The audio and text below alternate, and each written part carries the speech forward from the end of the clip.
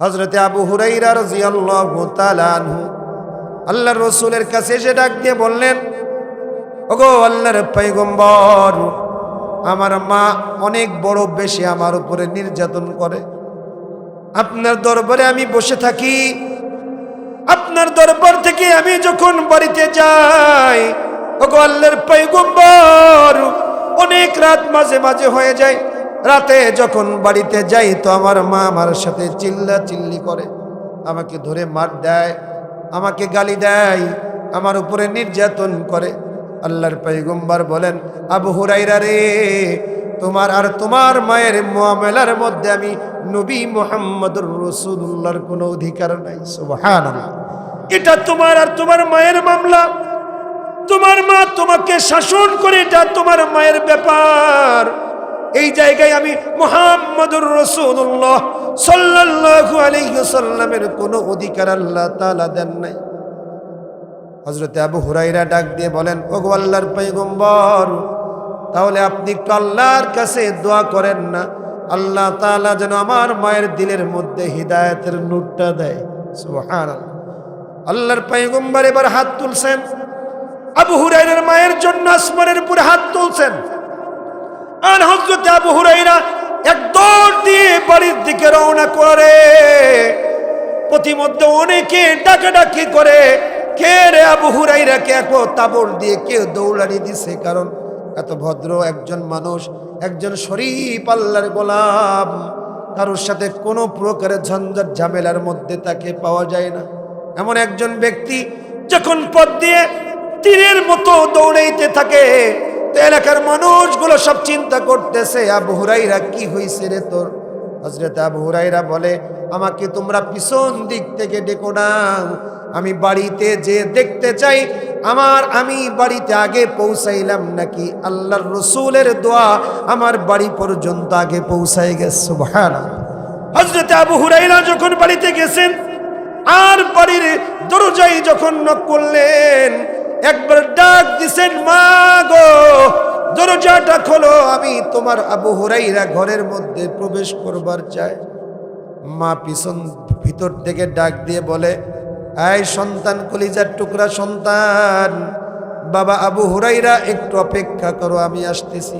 হযরত আবু হুরায়রা হাদিস বর্ণনা করেন, মা যখন এই কথাটা বললেন তো আমার মনে হলো মায়ের স্বরের মধ্যে, কণ্ঠের মধ্যে একটা নম্রতা পাওয়া গেছে। যখন আল্লাহর পয়গম্বরের দোয়া করছেন, তার মানে হয়তোবা আল্লাহর পয়গম্বরের দোয়া আমার আসার আগে বাড়িতে হাজির হয়ে গেছে। সুবহানাল্লাহ।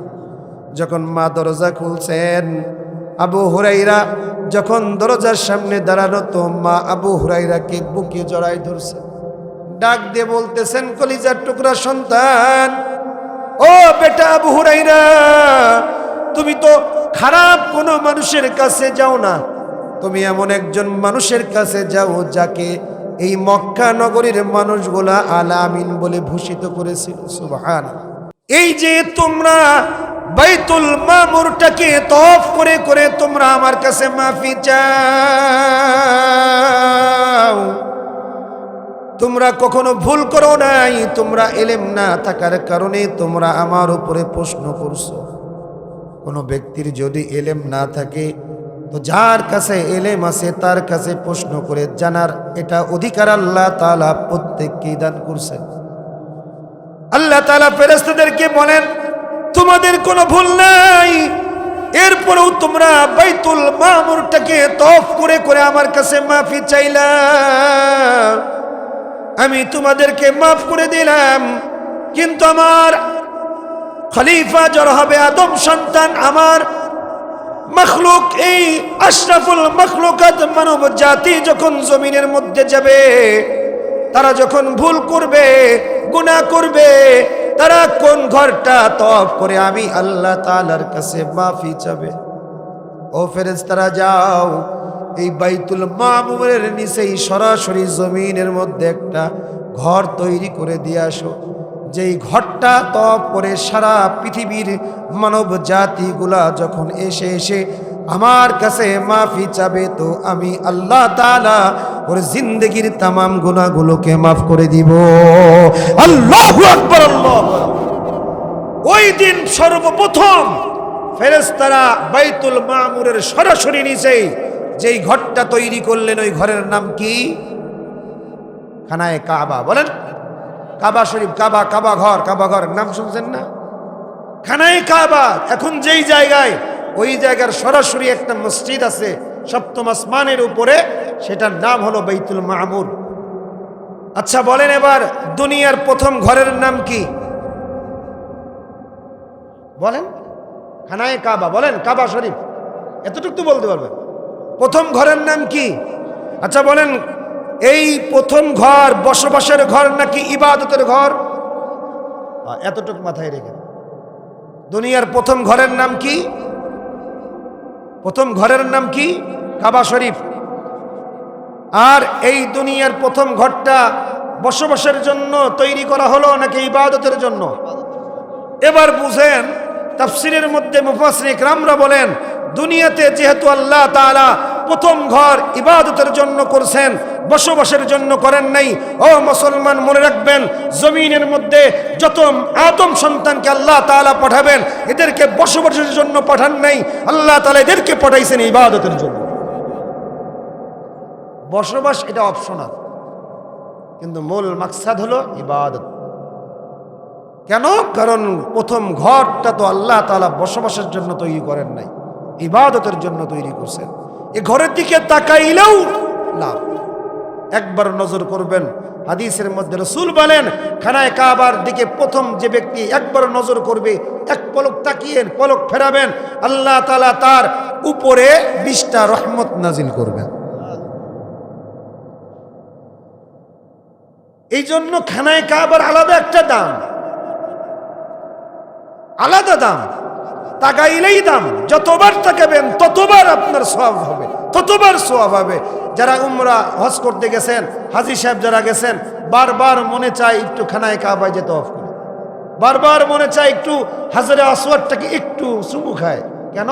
কারণ ওখানে গেলে দিলটা ওর জন্য পাগল পারা হয়ে যায়। কথা বলেন ঠিক কিনা? হয়ে যায়। এই বসবাসে ইবাদতের ঘর তৈরি করলেন আল্লাহ তাআলা, মানব জাতি প্রেরণ করলেন। পরম্পরায় মুহাম্মদুর রাসূলুল্লাহ সাল্লাল্লাহু আলাইহি ওয়াসাল্লামকে পাঠালেন দুনিয়ার জমিনে। আল্লাহ তাআলা মানব জাতির জন্য বিধানও দিলেন। সংক্ষেপে কিছু কথা বলতেছি। বিধানও দিলেন। এই বিধানের মধ্যে আল্লাহ তাআলা উম্মতি মুহাম্মাদের জন্য 5 ওয়াক্ত নামাজ নির্ধারণ করলেন। উম্মতি মুহাম্মাদের জন্য বছরে একবার একটা মাস ফরজ রোজা নির্ধারণ করলেন। উম্মতি মুহাম্মাদের জন্য যদি আপনার সামর্থ্য থাকে একবার যাকাত দেওয়াটা নির্ধারণ করলেন। উম্মতি মুহাম্মাদের জন্য যদি আপনার প্রকৃতভাবে সামর্থ্য থাকে তাহলে একবার, জীবনে একবার, বছরে না, জীবনে একবার হজ করাটা নির্ধারণ করলেন। আর ঈমানের সাথে থাকাটা নির্ধারণ করলেন। সুবহানাল্লাহ বলেন। কিন্তু এ সব কিছু আপনি করলেন, এরপরও আল্লাহ তাআলা জমিনের মধ্যে কুরআনুল কারীমের মধ্যে একটা আয়াতের মধ্যে বলছেন যে দুনিয়ার জমিনে আল্লাহ তাআলা যত বান্দাকে যত বিধান দিছেন, এই বিধানটা পালন করতে গিয়ে আল্লাহর সাথে কাউকে শরীক করা যাবে না। ওয়া'বুদুল্লাহ ওয়ালা তুশরিক বিহি শাইআ, ওয়ালা তুশরিকু বিহি শাইআ। তার মানে আপনি আল্লাহর ইবাদত করবেন, আল্লাহর ইবাদত করতে গিয়ে আল্লাহর সাথে কাউকে শরীক করা, সবাই বলেন শরীক করা যাবে না। যদি করেন তাহলে এটার নাম শিরিক। এরপর আল্লাহ তাআলা আবার বলছেন ওয়াবিল ওয়ালিদাইনি ইহসানা। অনেক জায়গায় আল্লাহ তাআলা তার ইবাদতের পরেই আল্লাহ তাআলা মা বাবার খেদমতের কথা বলছেন। কার খেদমত বলেন? জবান খুলে বলেন কার খেদমত? মার খেদমত। এ কারণে আল্লাহ রাব্বুল আলামিন আবার বলেন ওয়াকাদা রাব্বুকা আল্লা তা'বুদু ইল্লা, এর মধ্যে জিন্দেগিতে কখনো মা বাবার সাথে কেউ খারাপ আচরণ করো না। তোমার মা বাবার মধ্যে যদি কেউ বৃদ্ধা উপনীত হয়ে যায়, মা বাবা যদি বিছান ধরাও হয়ে যায়, কখনো মা বাবার সাথে কুশ্চিন কালেও তুমি খারাপ আচরণ করবা না। হাদিসের মধ্যে শুধু নাই, গোটা কোরআন সুন্নাহ গবেষণা করলে দেখা যায়, যদি আপনি জমিনের মধ্যে মা বাবাকে যদি খিদমতের নজরে দেখেন, মা বাবাকে প্রতি যদি আপনি আন্তরিক হয়ে যান, মা বাবাকে যদি মহব্বতের সাথে যদি আপনি দেখভাল করতে পারেন, তো আল্লাহ তাআলা আপনাকে 5টা পুরস্কার দান করবেন। সুবহানাল্লাহ। কয়টা পুরস্কার বলেন? আমার আজকের আলোচনায় 5টা।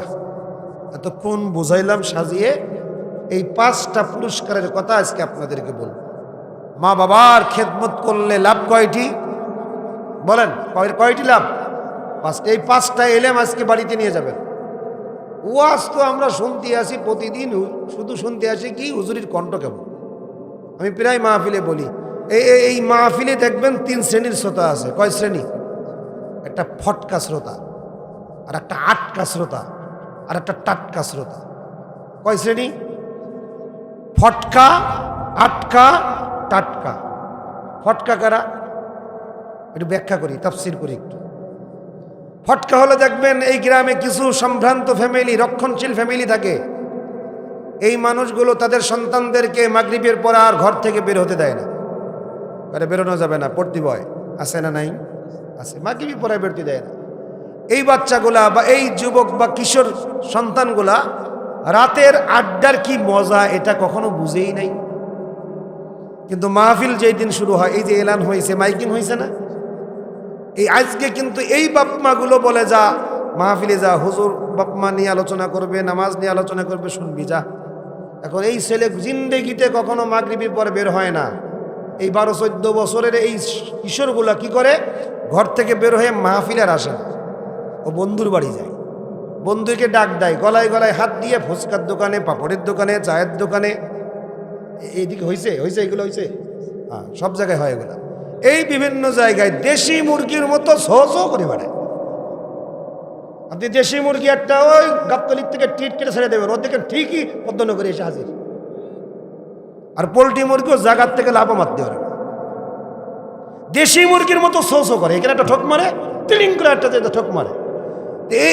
এই কিশোরগুলো দেখবেন দেশি মুরগির মতো, একবার চায়ের দোকানে বসে, একবার ফুচকার দোকানে, কিন্তু মাহফিলে আসবে না। কিন্তু হুজুর যদি কোনো টান টুন দেয়, সুরের টান, একটু কান খাড়া করে শোনে। আবার যখন একটু কথা বলে, আবার অন্যদিকে কাজ। ওই খাবলা খাবলা কথা শুনে বাড়িতে যায়।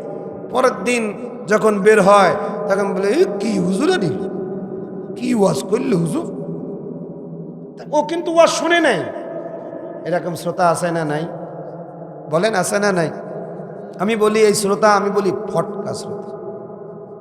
এবার আটকা শ্রোতা, দেখবেন মাহফিলে হুজুর চলে আসছে, হুজুরের সুন্দর চেহারা, গেটআপ, ড্রেস আপ খুব সুন্দর, হুজুরের দেখেই পছন্দ হয়ে গেছে। এরকম হয় না?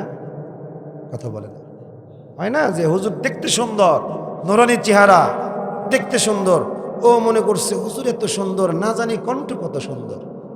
ও কি করছে? মাগরিবের পরে ঈশান নামাজ পড়েই মাঝখানে ওই যে এরকম একটা গাছ মনে করেন, খুঁটি, ওর মধ্যে বসে পড়ে হেলান দিয়ে। এখন এরপরে কিছুক্ষণের মধ্যে লোক জমে গেছে। এখন ও যে মনে করছে চেহারা দেখে কণ্ঠের বিবেচনা করছে, চেহারা সুন্দর, না জানি কণ্ঠ সুন্দর, কণ্ঠ কিন্তু ওই হিরো আলমের মতো। এখন ওর আর ভাল লাগছে না, ও না পারছে উঠতি, না পারছে বসতি, আটকায় গেছে। এরকম শ্রোতা হয় কি হয় না? আপনারা কথা জবাব দিতেছেন না কে ভাই? হ্যাঁ দেন না, একটু জবাব দেন। কষ্ট পাইতেছেন আমার উপরে? আমার উপরে শত্রুতা আছে আপনাদের কোনো? তা একটু জবাব দিলে তো আমার ভালো লাগে। এরকম শ্রোতাও আছে, আটকিয়ে যাওয়া শ্রোতা। আর একটা হলো টাটকা শ্রোতা, অনেক দূর থেকে ওই যে দাড়ি পাকা মুরব্বীরা বসে আছে, দেখছেন, চুপচাপ ধীর গতিতে শুনতেছে। এলান হয়েছে, চলে আসছে কষ্ট করে, শীতের ঠান্ডার মধ্যেও বসে আছে, না জানি হুজুরের জবান থেকে একটু কথা শুনবো, আর ওটাই জিন্দিগির মধ্যে ফিট করব, এই চিন্তায় কিছু শ্রোতা এসে যায়। এটা হলো টাটকা শ্রোতা। এই টাটকা শ্রোতার নিয়ত নিয়ে যদি বসা যায়, তো ওয়াজ মাহফিল ফায়দা। আমাদের ওয়াজ মাহফিলগুলো আমরা কণ্ঠের জন্য বিবেচনা করি, এই জন্য আমরা কি বলে কিছুই জানি না। আগামীকাল চায়ের দোকানে বলবে, হুজুর কি সুন্দর ওয়াজ করছে রে, পাশ দিয়ে ইমাম সাহেব বলবে, এই এদিকে কত হুজুর কি ওয়াজ করছে, তা তো জানি না। তাহলে কি ওয়াজ শুনলেন আপনি? এই যে বললেন হুজুর এত সুন্দর ওয়াজ করছে, যেই জিজ্ঞেস করা হলো হুজুর কি কইছে বলতো, কথা তো জানি না। এই ওয়াজের কি লাভ? লাভ আছে? ফায়দা আছে? ফায়দা আছে কতক্ষণ, যতক্ষণ বসে থাকবেন ততক্ষণ। কিন্তু ওয়াজ মাহফিলের ফায়দা তো আমার জিন্দেগি পরিবর্তন করা প্রয়োজন, ঠিক কিনা?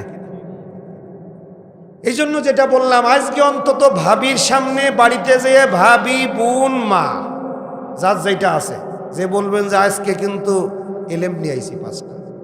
বাপ মার খেদমত করলে পুরস্কার দিবেন 5টি। কয়টি বলেন? এটা মনে রাখবেন আজকে। 1 নম্বর পুরস্কার, আল্লাহ তাআলা হায়াতের মধ্যে বরকত দান করে। সুবহানাল্লাহ। হায়াত বাড়ায় দেন।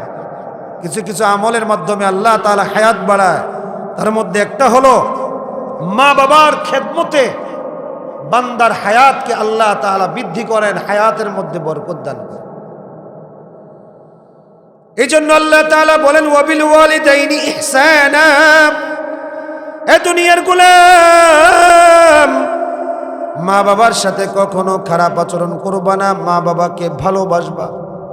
মা বাবা যদি তোমার কোনো কাম না করেও দিতে পারে, মা বাবা যদি অথর্ব হয়ে যায়, মা বাবা যদি তোমার ঘরের মধ্যে বিছানায় যদি পড়ে থাকে, ওই মা বাবা যদি ধরে ধরে বাথরুমে নেওয়া লাগে, আবার বাথরুম থেকে বিছানায় নেওয়া লাগে, এমন পরিস্থিতিও যাদের আছে, ও গোলাম মনে রাখবেন, এই মা বাবার বদৌলতে আল্লাহ তাআলা আপনার জিন্দেগির মধ্যে এক্সেপশনাল একটা বরকত দান করে দেয়।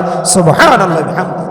আপনার মার কোনো ক্ষমতা নাই আপনাকে একটু খেদমত করবে, রান্না করে খাওয়াবে, কোনো শক্তি নাই, যোগ্যতা নাই, কিন্তু আপনার মা বিছানায় পড়া আছে, শ্বাস প্রশ্বাস চলতেছে, বিছানায় বাথরুম করে, আর আপনার বউ এটা পরিষ্কার করতে অস্বীকার করে। দায়িত্ব আপনার, আপনি নিজে করবেন, এটা বউকে দিয়ে করাবেন। বউর উপরে চাপ প্রয়োগ করবেন না। বউকে বুঝিয়ে বললে বউরাও করে, কিন্তু আমরা বুঝিয়ে বলতে পারি না। কিন্তু দায়িত্ব আপনার, সন্তান আপনি তার, আপনার দায়িত্ব এটা, আপনি করবেন আগে। এবার আশেপাশের মা বোনের আছে নাকি? এবার বলবে আজকের থেকে আসো, এবার এসো চাপ দিতে, হুজুর কইয়ে গেছে। তো সন্তান, দায়িত্ব সন্তানের, যদি আপনি তার খেদমত করতে পারেন, মনে রাখবেন যতদিন আপনার রিজিক চলবে আল্লাহ তাআলা রিজিকের মধ্যে বরকত বাড়ায় দেবে। এটা মা বাবার বদৌলতে। মা বাবার দামি জিনিস, বড় দামি জিনিস। কিন্তু আমাদের সমাজে কিছু মানুষ আছেন যারা বউয়ের কথায় মায়ের সাথে সম্পর্ক পর্যন্ত নষ্ট করে দেয়। বউয়ের কথায় কান পুড়াই মা বাবাকে রেখে দূরে গিয়ে সংসার নতুন করে সাজায়, কিন্তু মা বাবাকে সাথে রাখে না। আছে না নাই? আছে, অনেক আল্লাহর গোলাম আছে। গত বছরের আগের বছর আমরা গুলশানে একটা বৃদ্ধাশ্রম আছে, বাংলাদেশে অনেক বড় বড় উলামা ইকরামদের সাথে যাওয়ার সৌভাগ্য হয়েছিল। সেই বৃদ্ধাশ্রমে আমরা একজন মহিলাকে পেয়েছিলাম 2 বছর আগে, মানে এই 5ই আগস্টের আগে।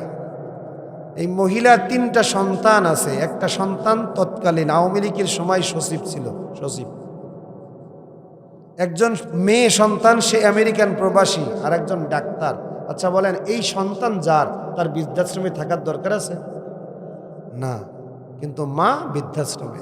আমরা অনেকবার জিজ্ঞাসা করেছিলাম আপনার সন্তান সচিব, সন্তানের নাম কি? একটা বারের জন্য মা বলে নাই। বলছে আমি যদি বলি তো আমার সন্তানের ইজ্জত নষ্ট হয়ে যাবে, মানুষ তাকে খারাপ বলবে। এবার যান, মনে রাখবেন এটা মায়ের মহব্বত, এটা মায়ের ভালোবাসা। আপনি যত কষ্ট মাকে দেন না কেন, জিন্দেগিতে মা আপনার জন্য বদদুয়া করবে না, কখনোই করবে না। মা কষ্ট পাবে দিলের মধ্যে, কিন্তু কখন আপনার জন্য বদদুয়া করবে না। এই জন্য আল্লাহ তাআলা বলেন ওয়াবিল ওয়ালিদাইনি ইহসানা। মা বাবার সাথে খারাপ আচরণ নয়, মা বাবাকে মহব্বত করো, কারণ মা বাবার মহব্বতের মধ্যে আল্লাহর সন্তুষ্টি নিহিত আছে। মা বাবা যদি তোমার আচরণের জন্য যদি খুশি হয়ে যায়, তোমার আচরণে যদি মায়ের দিলটা যদি খুশি হয়, তো রাসূল বলেন রিজার রাব্বি বিরিজাল ওয়ালিদাইন সাখাতার রাব্বি বিসাখাতিল ওয়ালিদাইন। মা বাবার সন্তুষ্টির মধ্যে আল্লাহর সন্তুষ্টি আর মা বাবার অসন্তুষ্টির মধ্যে আল্লাহর অসন্তুষ্টি। সুবহানাল্লাহ। এবার তাহলে বুঝুন, মা বাবাকে খেদমত করার প্রয়োজন আছে না নাই? আল্লাহর পয়গম্বর মা বাবার দেখভালের জন্য নিজের সাক্ষাৎ পর্যন্ত রিজেক্ট করে দিয়েছেন। হযরত ওয়াইসুল কুরুনি রাহমাতুল্লাহি আলাইহি, নাম শুনছেন? ওয়াইস কুরুনি বলি না আমরা? হযরত ওয়াইসুল কুরুনি রাহমাতুল্লাহি আলাইহি আল্লাহর রাসূলের জামানার মানুষ, কিন্তু রাসূলকে দেখেন নাই। এ কারণে ওয়াইসুল কুরুনিকে সাহাবী বলা হয় না। যদি রাসূলকে দেখতেন আর ঈমানের সাথে রাসূলের চেহারার দিকে তাকাইতেন তো সাহাবী হয়ে যাইতেন, কিন্তু রাসূলের সাক্ষাৎ পান নাই। আমার রাসূলের কাছে হযরত ওয়াইসুল কুরুনি চিঠি লিখছেন, ওগো আল্লাহর পয়গম্বর, আমার দিলের তামান্না আমি আপনার সাথে সাক্ষাৎ করি, আমি আপনার নুরানি চেহারাটা একবার দেখতে চাই, কিন্তু আমার মা বড় অসুস্থ। আল্লাহর পয়গম্বর চিঠির উত্তর দিলেন, এই ওয়াইসুল কুরনি, আমার সাক্ষাৎ পাবার তোমার দরকার নাই, তোমার দায়িত্ব এখন তুমি তোমার মায়ের খেদমত করো। তার মানে আল্লাহর পয়গম্বর বুঝাইলেন, মায়ের খেদমতের চাইতো অসুস্থ রসুলের সাক্ষাতের চাইতো অসুস্থ মায়ের খেদমতটা রসুলের কাছে বড় দামি। সুবহানাল্লাহ। রসুলের সাক্ষাতের চাইতেও নিজের অসুস্থ মায়ের খেদমত করাটা আপনার জন্য বেশি দায়িত্ব। এ কারণেই রসুল হযরত ওয়াইসুল কুরনিকে বলেন, আমার সাক্ষাতের প্রয়োজন নেই, তুমি তোমার অসুস্থ মায়ের খেদমত করো। তাহলে মায়ের খেদমত দরকার আছে না নাই বলেন? হযরত ওয়াইসুল কুরনি চিঠি পাইলেন আর মাকে এত বেশি খেদমত করতে লাগলেন। মায়ের খেদমতের বদৌলতে আল্লাহ তাআলা হযরত ওয়াইসুল কুরনিকে দামি বানাই দিয়েছেন। কত দাম! জমিনের মধ্যে এত দামি বানাইছেন। সাহাবী বানেন নাই, তাবেঈন ছিলেন, কিন্তু সাহাবীদের দ্বারা তার মাধ্যমে দোয়া করাই নেওয়ার কথা রাসূল বলছেন। সুবহানাল্লাহ। আল্লাহর পয়গম্বর ইন্তেকালের পূর্বে হযরত ওমরকে ডাক দিলেন, ডাক দিয়ে বললেন, এ ওমর শোনো, আমার ইন্তেকালের পর ওই যে কুরুন নামক জায়গায় একজন ব্যক্তি আছে যার নাম হলো ওয়াইস। লোকটার নাম হলো ওয়াইস। যেহেতু কুরুন নামক এলাকায় বসবাস করতেন তাই নাম হয়ে গেছে ওয়াইসুল কুরন। এই কুরুন নামক জায়গায় একজন ব্যক্তি আছে যার নাম ওয়াইস। আমার ইন্তেকালের পর লোকটা যদি আমার খোঁজে এখানে আসে, তাহলে আমার এই গায়ের জুব্বাটা আমি তোমার কাছে দিয়ে রাখলাম, আমার এই গায়ের জুব্বাটা ওয়াইসুল কুরনিকে হাদিয়া দিয়ে দিবা। সুবহানাল্লাহ। দুনিয়ার গোলাম, আল্লাহর রাসূলের গায়ের স্পর্শকৃত জামাটা অনেক দাম। রাসূল যেই জামাটা গায়ে দিতেন, জুব্বা গায়ে দিতেন, এই জুব্বাটাও জমিনের মধ্যে অনেক দাম। এই দামি জুব্বা যাকে তাকে আল্লাহর পয়গম্বর দিতে বলেন নাই, হযরত ওয়াইসুল কুরনিকে দিতে বলছেন। কেন দিতে বলছেন জানেন? কারণ হযরত ওয়াইসুল কুরনি মাকে এত খেদমত করছেন, মায়ের খেদমতের কারণে আল্লাহর রাসূলের সাক্ষাৎ পর্যন্ত শেখ পায় নাই। এ কারণে আল্লাহর রাসূল তাকে ভুলেন নাই, আল্লাহর রাসূলকে ভুলেন নাই। এ কারণে আল্লাহর পয়গম্বর হযরত ওমরকে ডাক দিয়ে বলেন, ওমর রে, যখন তাকে এটা হাদিয়া দিবা তখন ওয়াইসুল কুরনির কাছে বলবা যে সে যেন তোমাদের প্রত্যেকের জন্য আল্লাহর কাছে দোয়া করে। আল্লাহু আকবার, আল্লাহু আকবার। এতটা দামি আল্লাহ তাআলা হযরত ওয়াইসুল কুরনিকে দান করছেন। কেন? মায়ের খেদমত করছে। মায়ের খেদমত এত দামি। আমরা তো যুবক হয়ে গেছি, বিয়ে শাদী করছি, বউয়ের কান ভাঙানির কারণে বৃদ্ধ মা বাবাকে লাথি মেরে ঘর থেকে বের করে দিই। আমার চোখে দেখার কথা বলতেছি বাজান। আমাদের কালীগঞ্জের ঘটনা প্রায় মাহফিলে বলি আমি, মা বাবার কথা আসলে, যে সন্তান মায়ের খেদমত করতো আগে, মা বাবা মিলে তাকে বিয়ে শাদী করাই দিছেন, তো ৩-৪ মাস পর বউয়ের এতটাই পাগল হয়ে গেছে যে মায়ের সাথে শত্রুতা করা শুরু করছে। মাকে ঘর থেকে বের করে গোয়াল ঘরের পাশে সালা দিয়ে একটা ঘর তৈরি করে দিয়েছে। নাউজুবিল্লাহ বলেন। বলেন তো গোয়াল ঘরে মশা বেশি না কম? গোয়াল ঘরের পাশেও যদি আপনি সালা দিয়ে একটা ঘর তৈরি করেন, কুড়িয়ে ঘর, এটার মধ্যেও মশা থাকবে না? থাকবে। মা সারা রাত মশা মারে। মশা মারার শব্দ আছে না? এই শব্দ সন্তানের কানে যাইতেছে, কিন্তু সন্তান আরামের বিছানা ছেড়ে মাকে দেখতে আসে না।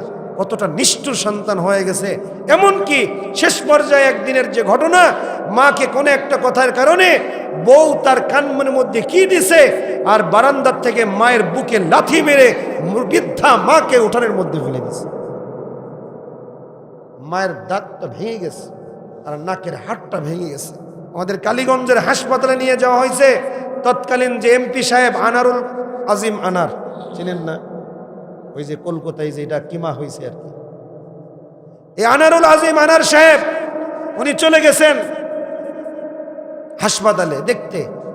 যে ওখানে বলতেছে যে আপনি যদি বুড়িমা, আপনি যদি বলেন আপনার ছেলেকে এখনই জেলখানায় নিব। বলি খবরদার, খবরদার, আমার সন্তান বুঝে নাই, আমার সন্তান বুঝে নাই। আমার সন্তানকে আমি আমার পিঠের মধ্যে 10 মাস ধরে রাখছি, 10 দিন ধরে রাখছি। ওটা আমার নাড়ি ছেঁড়া ধন, ওটা কলিজার টুকরা। ও বুঝে নাই। ও বুঝলে আমাকে কষ্ট দিত না। ওরে যদি তোমরা এখন জেলখানায় নাও, আমি যে এতটুক আছি, আমি মারা যাব, আমি বাঁচতে পারবো না। সুবহানাল্লাহ। এটা হলো মায়ের মহব্বত। এ কারণে হাদিসের পরিভাষায় মায়ের মহব্বতকে বলা হয় হুব্বে তাবিঈ। মহব্বত 3 প্রকারের মহব্বত। একটা হলো হুব্বে তাবিঈ, যাতে বলা হয় গায়রি ইখতিয়ারি মহব্বত। আর একটা হাদিসের পরিভাষায় বলা হয় হুব্বে আকলি, এটাকে বলা হয় ইখতিয়ারি মহব্বত। আর একটা মহব্বতের নাম হুব্বে ঈমান। ঈমানের একটা মহব্বত আছে, যেটা মহব্বতটা আল্লাহর কাছে বড় দামি। দুনিয়ার গোলাম, মনে রাখবেন হুব্বে তাবিঈ মহব্বত এটা সন্তান আর মা বাবার মধ্যে তৈরি হয়। মা বাবার দিলের মধ্যে সন্তানের প্রতি যে মহব্বত, এই মহব্বতটা দুনিয়ার কোনো মহব্বতের সাথে তুলনা করা যায় না। মা বাবার দিলের মধ্যে সন্তানের প্রতি যে মহব্বত আল্লাহ তাআলা ঢেলে দিয়েছেন, এটা ইচ্ছাকৃত মহব্বত না, অনিচ্ছাকৃত মহব্বত, গায়রি ইখতিয়ারি মহব্বত। আর স্বামী স্ত্রীর মধ্যে যে মহব্বত, এটাকে বলা হয় হুব্বে আকলি মহব্বত, ইখতিয়ারি মহব্বত। তার মানে স্বামী স্ত্রীর মহব্বত, এই মহব্বতটা হলো হুব্বে আকলি মহব্বত।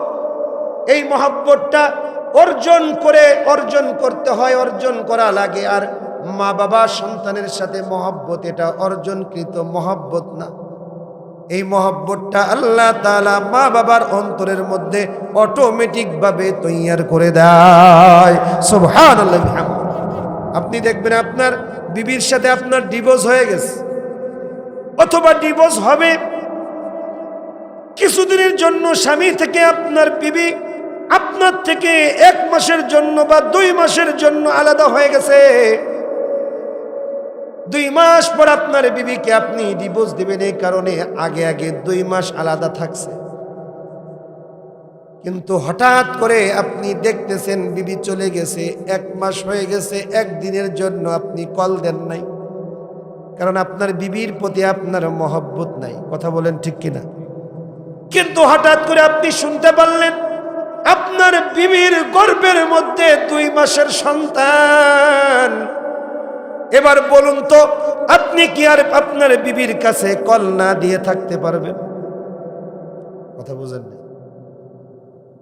তার মানে বোঝা গেল আপনার বিবির মহব্বতে আপনি আর কল দিবেন না। এবার যে কল দেওয়াটা হবে, এটা আপনার বিবির গর্ভের মধ্যে আপনার সন্তানের কারণে। কথা বলেন ঠিক কিনা? তার মানে যখন শুনবেন আপনার বিবির মধ্যে, গর্ভের মধ্যে আপনার সন্তান, এই সন্তান শোনার সাথে সাথে আপনার দিলের মধ্যে একটা মহব্বত তৈরি হবে। এই মহব্বতের নাম গায়রি ইখতিয়ারি মহব্বত। হাদিসের পরিভাষায় যেটাকে বলা হয় হুব্বে তাবিঈ মহব্বত। এই মহব্বতটা অটোমেটিক্যাল মহব্বত।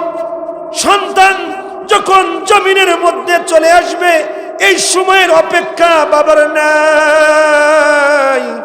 সন্তান তার বিবির গর্ভের মধ্যে চলে আসছে, সংবাদটা শোনার সাথে সাথে অন্তরের মধ্যে মহব্বত তৈরি হয়ে যায়। এই মহব্বত দেন কে? তার মানে মা বাবার অন্তরের মধ্যে সন্তানের যে মহব্বত, এটা অর্জনকৃত মহব্বত নয়। এই মহব্বতটা আল্লাহ তাআলা অটোমেটিক বান্দার দিলের মধ্যে ঢেলে দেয়। সুবহানাল্লাহ।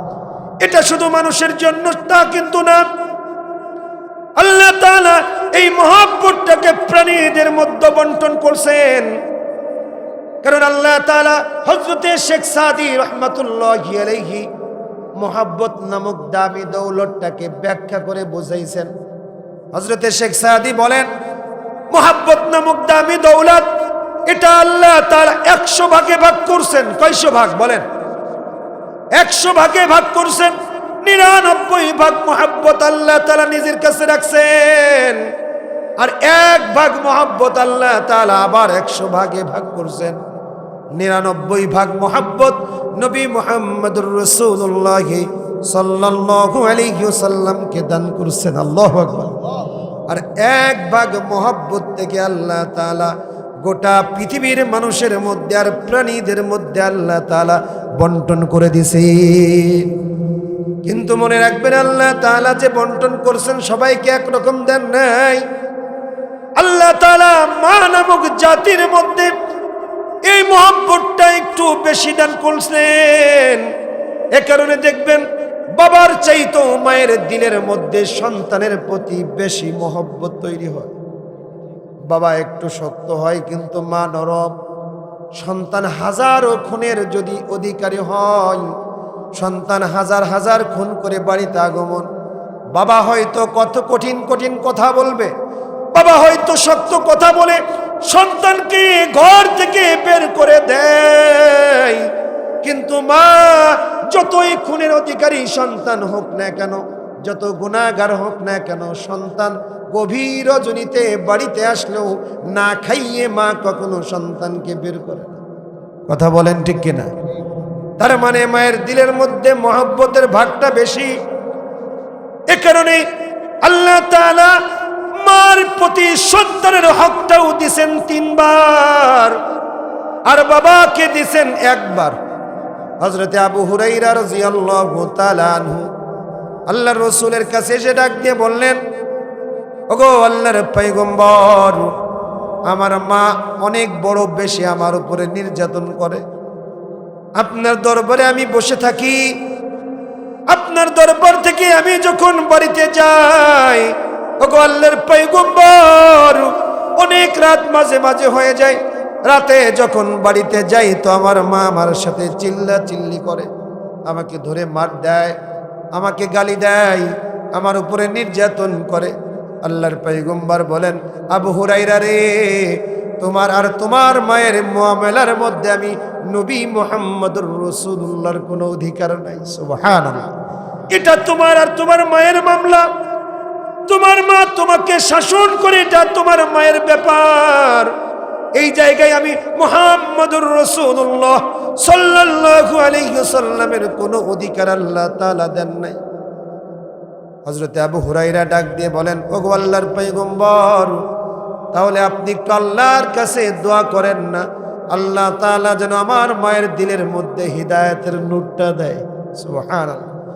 আল্লাহর পয়গম্বর এবার হাত তুলছেন, আবু হুরায়রার মায়ের জন্য আসমানের উপরে হাত তুলছেন। আর হযরতে আবু হুরায়রা এক দৌড় দিয়ে বাড়ির দিকে রওনা করে। প্রতিমধ্যে অনেকে ডাকাডাকি করে, কে রে আবু হুরায়রাকে এক তাবড় দিয়ে কেউ দৌড়ানি দিছে। কারণ এত ভদ্র একজন মানুষ, একজন শরীফ আল্লাহর গোলাম, কারোর সাথে কোনো প্রকারের ঝঞ্ঝট ঝামেলার মধ্যে তাকে পাওয়া যায় না। এমন একজন ব্যক্তি যখন পথ দিয়ে তীরের মতো দৌড়াইতে থাকে, তো এলাকার মানুষগুলো সব চিন্তা করতেছে, আবু হুরায়রা কি হয়েছে রে তোর? হযরত আবু হুরায়রা বলে, আমাকে তোমরা পিছন দিক থেকে ডেকো না, আমি বাড়িতে যে দেখতে চাই আমি বাড়িতে আগে পৌঁছাইলাম নাকি আল্লাহর রাসূলের দোয়া আমার বাড়ি পর্যন্ত আগে পৌঁছায় গেছে। সুবহানাল্লাহ। হযরত আবু হুরায়রা যখন বাড়িতে গেছেন, আর বাড়ির দরজায় যখন নক করলেন, একবার ডাক দিছেন, মা গো দরজাটা খোলো, আমি তোমার আবু হুরাইরা ঘরের মধ্যে প্রবেশ করবার চাই। মা ভিতর থেকে ডাক দিয়ে বলে, এই সন্তান, কলিজার টুকরা সন্তান, বাবা আবু হুরাইরা একটু অপেক্ষা করো, আমি আসতেছি। হযরত আবু হুরাইরা হাদিস বর্ণনা করেন, মা যখন এই কথাটা বললেন তো আমার মনে হলো মায়ের স্বরের মধ্যে, কণ্ঠের মধ্যে একটা নম্রতা পাওয়া গেছে। যখন আল্লাহর পয়গম্বরের দোয়া করছেন, তার মানে হয়তোবা আল্লাহর পয়গম্বরের দোয়া আমার আসার আগে বাড়িতে হাজির হয়ে গেছে। সুবহানাল্লাহ। যখন মা দরজা খুলছেন, আবু হুরাইরা যখন দরজার সামনে দাঁড়ানো, তো মা আবু হুরাইরাকে বুকে জড়াই ধরছে, ডাক দিয়ে বলতেছেন, কলিজার টুকরা সন্তান, ও বেটা আবু হুরাইরা, তুমি তো খারাপ কোনো মানুষের কাছে যাও না, তুমি এমন একজন মানুষের কাছে যাও যাকে এই মক্কা নগরীর মানুষগুলা আল আমিন বলে ভূষিত করেছিল। সুবহানাল্লাহ।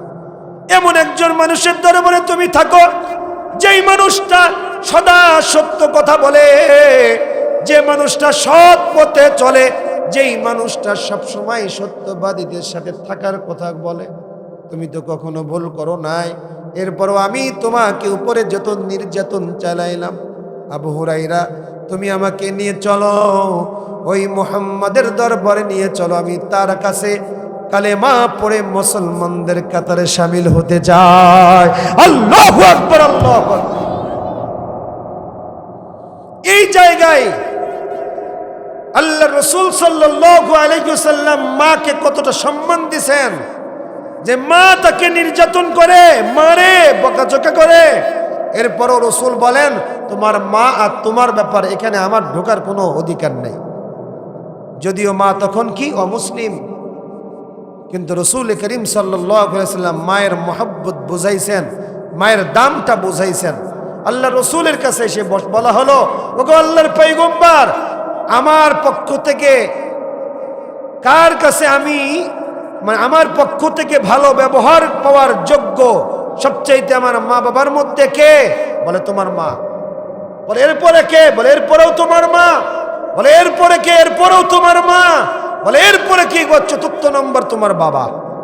সুবহানাল্লাহ বলেন। মায়ের হক আল্লাহ তাআলা তিনবার দিয়েছেন। মুফাসসির ইকরামরা ইবনে কাসির রাহমাতুল্লাহি আলাইহি তাফসীর ইবনে কাসিরের মধ্যে লিখছেন, মুফতি শফি রাহমাতুল্লাহি আলাইহি মারিফুল কোরআনের মধ্যেও লিখছেন যে তিনটার কেন আল্লাহ তাআলা দাম দিয়েছেন। মা একটা সন্তানকে জমিনের মধ্যে আনতে গেলে তিন জায়গায় বড় কষ্ট হয়। কয় জায়গায় বলেন? তিন জায়গায়। প্রধান হচ্ছে ডেলিভারির কষ্ট। এখন তো ডেলিভারির কষ্ট আমরা কেউ নিতেই চাই না। একটু পেন উঠলেই স্বামীকে উড়ে পাম দিয়া দেয়, একটু তাড়াতাড়ি চলো দিন, সিজার করতে হবে। কথা বলেন ঠিক না? কিন্তু আজ থেকে 30 বছর আগে সিজার করার কোনো মেশিন ছিল? 40 বছর আগে না। আমাদের মা বোনেরা কি জন্ম দেয় নাই? সন্তান জন্ম দেয়নি? দিছে। কিন্তু এখনকার মা বোনেরা একটু পেনও নিতে চায় না, ব্যথা উঠলি পরে সিজার করতে হবে। আর মনে রাখবেন, সিজার করলে, একবার যদি সিজার করেন, প্রত্যেকটা সন্তান আপনাকে সিজারই করা লাগবে, আর ডেলিভারি হতেই চায় না নর্মাল। ঠিক কিনা বলেন? কারণ এই পেটের এই চামড়া কাটা জায়গাটা আপনার জন্য বুমেরাং হয়ে যাবে। যাক, আমি ওই দিকে আলোচনা করতেছি না। যেটা বুঝাইতে চাইলাম যে সবচাইতে বড় যে কষ্টটা ডেলিভারির কষ্ট, যারা নর্মাল ডেলিভারি হয় ওই সময় কষ্টটা হলো জীবন, অনেকে মানুষ মৃত্যুর করে ঢুলে পড়ে। সন্তান জন্ম দেওয়ার জন্য মার মরণ হয়ে যায়, সিজার করতে যেও অনেকের মৃত্যু ঘটে, হয় কি হয় না? কিন্তু মা জানে যে আমি ওটি রুমে যাইতেছি, আমার এটাই যাওয়াটা শেষ যাওয়াও হতে পারে, মা জানে। এরপরও মা চায় আমার গর্ভের সন্তান পৃথিবীর জমিনে আসুক। এটা হচ্ছে সন্তানের প্রতি মায়ের মহব্বত। কথা বলেন ঠিক কিনা? আর আজকে মা বৃদ্ধ হয়ে গেছে, বৃদ্ধা হয়ে গেছে। ও মুসলমান, আজকে সেই মাকে আমি গালি দিই, সেই মাকে লাথি মারি, সেই মায়ের প্রতি আমার অবহেলা। আসমানের মালিক সব আপনার কর্মকাণ্ডগুলো দেখতেছে। কথা বলেন ঠিক কিনা? দেখতেছে। মা বৃদ্ধ হবে, এরপরেও মাকে কোলে করে খাওয়াবেন, মা দোয়া করবে তো জান্নাতের মালিক হয়ে যাবে। সুবহানাল্লাহ বলেন। হযরতে মূসা আলাইহিস সালাতু ওয়াস সালাম তিনি আল্লাহর কাছে জিজ্ঞাসা করলেন, ও রব্বে কাবা, জান্নাতের মধ্যে আমার বন্ধু হবে কে? আল্লাহ তাআলা বললেন, জান্নাতের মধ্যে তোমার বন্ধু হবে একজন দুনিয়ার কসাই। কসাই বুঝেন তো? কসাই চিনেন? গরুর গোশত কাটে বা বিক্রি করে কসাই। তো মূসা পয়গম্বর তো একটু জালালি মেজাজের মানুষ। আপনাদের কষ্ট হচ্ছে? জালালি মেজাজের মানুষ, খুব রাগওয়ালা মানুষ। পৃথিবীর জমিনে এইরকম রাগওয়ালা কোনো নবী আসে নাই। মূসা পয়গম্বরের বিশাল রাগ ছিল। একজন রাগ করে একটা কিপ্তিকে এমন একটা ঘুষি মারছে, এক ঘুষিতে মারা গেছে। ঘটনা আছে, কোরআনের ঘটনা। অনেক রাগওয়ালা মানুষ, খুব রাগী ছিলেন, জালালি মেজাজের। তো মূসা আলাইহিস সালাতু ওয়াস সালাম একটু ভিন্নভাবে নিলেন, আমার বন্ধু হবে একজন কসাই। তো আল্লাহ তাআলা বলে দিলেন অমুক জায়গার একজন কসাই, ব্যবসায়ী। তো এবার মূসা পয়গম্বর অমুক জায়গায় চলে গেছেন। তো যখন ব্যবসায়ীর ওই বাজারের মধ্যে চলে গেলেন, তো দেখতেছেন যে একজন ব্যক্তি দেখা যায় যার মাথায় একটা টুপি আছে, সুন্নত দাঁড়িয়ে আছে আর সুন্নতি লিবাস। লোকটা তার ঘরটা খুলে বকরির দামি দামি গোশতের টুকরাগুলো একটা পুটলার মধ্যে ঢুকায় আর বাকি গোশতের টুকরাগুলো সামনে ফেলে রাখে। হযরতে মূসা পয়গম্বর লক্ষ্য করলেন কসাইটা দামি দামি গোশতের টুকরাটা একটা পুটলার মধ্যে ঢুকায় রাখছে আর বাকি গোশতের টুকরাটা সামনে রাখছেন। এটা যখন বিক্রি হয়ে গেছে, কসাইটা দোকান বন্ধ করে বাড়ির দিকে রওনা দেয়। হযরতে মূসা পয়গম্বর চিন্তা করতেছে, সকাল থেকে দুপুর পর্যন্ত অপেক্ষা করলাম কিন্তু একটা আমল তো দেখতে পারি নাই। তার মানে কি সে কি রাতের বেলার কোনো আমলের বদৌলতে আমার জান্নাতের সাথী? যাই না কসাইয়ের সাথে পিছন পিছন যাই, তার রাতের বেলায় আমলটা কেমন করে, আমলগুলো দেখার আমার বড় তামান্না। হযরতে মূসা পয়গম্বর তার পিছন পিছন বাড়িতে রওনা করলেন। কসাইটা যখন বাড়িতে প্রবেশ করছেন তো সর্বপ্রথম একটা ঘর খুলছেন। যেই ঘরের মধ্যে মূসা পয়গম্বর দেখতে পাইলেন যে ঘরের মধ্যে দোলনার মধ্যে নরম বিছানায় তার মাকে শোয়ানো রাখা। মায়ের সামনে চলে গেছেন। মা জীর্ণ শীর্ণ অসুস্থ একজন আল্লাহর গোলাম। মাকে নরম বিছানা করে দিয়ে সন্তান বাজারে গোশত বিক্রি করতে যায়। মায়ের দরজা বন্ধ করে সন্তান পাকঘরের দিকে দৌড়ায়। হযরতে মূসা পয়গম্বর এবার ওই পুটলার ভিতর থেকে দামি দামি গোশতের টুকরাগুলো বের করছে। এই দামি দামি টুকরাগুলো কুচি কুচি করে কাটছেন। কুচি কুচি করে কেটে এটাকে ভুনা করলেন। নিজ হাতে কয়েকটা রুটি বানিয়ে বানিয়ে মায়ের জন্য একটু বাটিতে করে ভুনা নিছেন, আর এক হাতে একটু রুটির টুকরাটা নিছেন। মায়ের ঘরের মধ্যে গিয়ে মাকে ডাক দিয়ে বলে, মা বিছানার থেকে একটু উঠে আসো না, আমি তোমাকে একটু খাওয়াই দিই। মায়ের প্রতি সন্তানের কত দরদ আর মহব্বত। এই পদ্মনগরের যুবক ভাই, তুমি কি কখনো তোমার মায়ের কাছে কখনো বাজার থেকে একটু ফল এনে মাকে খাওয়াইছো নাকি? কিন্তু ওই কসাই যদিও কসাই, কিন্তু মায়ের জন্য রান্না করে নিজের হাতে রুটি বানিয়ে মায়ের ঘরে যেয়ে মাকে ডাকতেছে। কিন্তু মা এতটাই জীর্ণ শীর্ণ আর এতটাই অসুস্থ, বৃদ্ধ, একজন দুর্বল। মা বিছানা থেকে ওঠার ক্ষমতা মায়ের নেই। হযরতে মূসা পয়গম্বর দেখলেন ওই কসাইটা নিজেই মায়ের পায়ের নিচ থেকে হাত দিয়ে কোলে করে নিজের কোলের মধ্যে বসায় রাখছে। মাকে বসিয়ে সন্তানকে ছোট্টবেলায় মা যেমনি ভাবে কোলে করে কোলের মধ্যে বসিয়ে বসিয়ে খাওয়ায়, ওই কসাইটাও মাকে, ছোট্ট মা ছোট হয়ে গেছে, জীর্ণ শীর্ণ হয়ে গেছে, ওই কসাইটা মাকে কোলে করে দুহাত দিয়ে নিজের কোলের মধ্যে বসায়।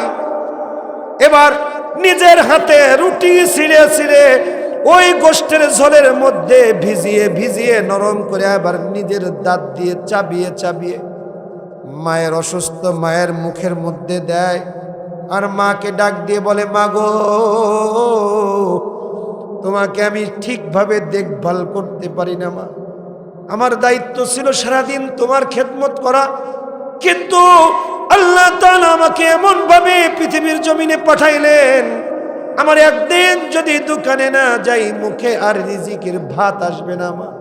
এজন্য তোমাকে অসুস্থ মাকে রেখে আমি আমার দোকানে চলে যাই, দুপুর পর্যন্ত বেচা কিনা করি, আর দুপুর থেকে গভীর রাত পর্যন্ত তোমার খেদমতে আমি থাকি। মা গো, আমার কোনো ব্যাপারে তুমি আল্লাহর কাছে কখনো ইশকাল করো না মা। আসো না, তোমাকে একটু খাওয়াই দিই, তুমি একটু খেয়ে নাও। মা যখন খায় মায়ের দু চোখ বেয়ে বেয়ে পানিগুলো ঝরে, মাকে সুন্দর করে খাওয়ে মায়ের মুখটা মুছিয়ে দিয়ে আবার সুন্দর যতনে বিছানার মধ্যে শোয়ায় দেয়। সন্তান যখন অন্য জায়গায় অন্য ঘরে চলে যায়, আবার হযরতে মূসা পয়গম্বর লক্ষ্য করলেন, সন্তান যখন মায়ের ঘর থেকে অন্য ঘরের দিকে চলে যায়, হযরতে মূসা পয়গম্বর লক্ষ্য করলেন মা এবার বিছানা থেকে দুহাত আল্লাহর দরবারে বাড়িয়ে দিয়ে ডাক দিয়ে বলে, আল্লাহ, আমার সন্তান বড়, আমার বড় মহব্বতের, আমার সন্তান বড় ভালোবাসে।